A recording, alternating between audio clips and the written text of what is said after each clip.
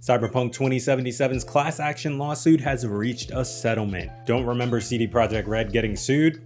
I don't blame you. Investors filed the suit against the dev back in 2020, which somehow feels like yesterday, but also 10 years ago at the same time. Back then, investors claimed that Cyberpunk 2077's buggy launch state was hidden from them, thus causing them to lose money. Now CD Projekt Red will pay out $1.85 million to plaintiffs. This sum covers settlement administration costs, taxes, attorney's fees, and more for any investor who purchased a CD Projekt Red stock between January 16, 2020 and December 17, 2020. That is a ton of money, but on the bright side, at least now CD Projekt Red has another piece of Cyberpunk's rough launch that it can put behind them. The game has been back on PlayStation for a while now, next-gen versions are out, tons of great updates and fixes have been issued, and people love the Netflix anime. Things are looking good. Even though the multiplayer component of the game was scrapped in order to focus on those fixes, Night City residents are still getting the Phantom Liberty expansion later this year. This will be paid DLC, but CDPR has yet to announce a price. And while we're on the subject of game prices, Dr. Serkan Toto of Catan Games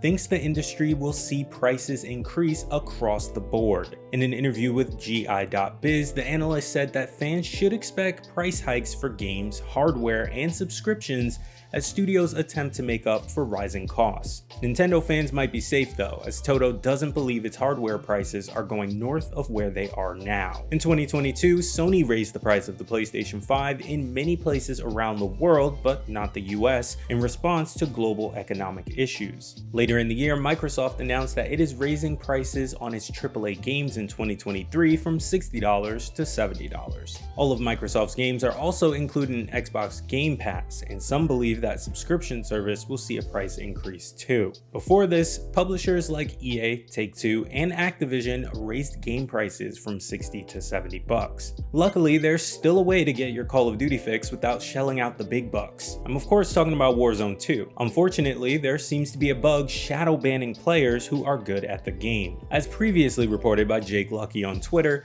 some of Warzone 2's top pro players and streamers are sharing clips of getting immediately disconnected from the game, specifically after getting their 10th kill of the match. The affected players are also claiming that their accounts are shadow banned after being disconnected, meaning they are shunned from regular lobbies and forced into Warzone 2's smaller pool of suspected cheaters. With the 10th kill being the most common denominator, players may want to ease off the trigger after getting 9 kills and avoid going into those high kill games until the issue is sorted. The issue hasn't been acknowledged by the developer yet, but players can check their shadow ban status and make an appeal on the Activision support page.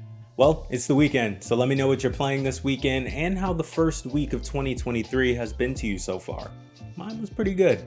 See you next week.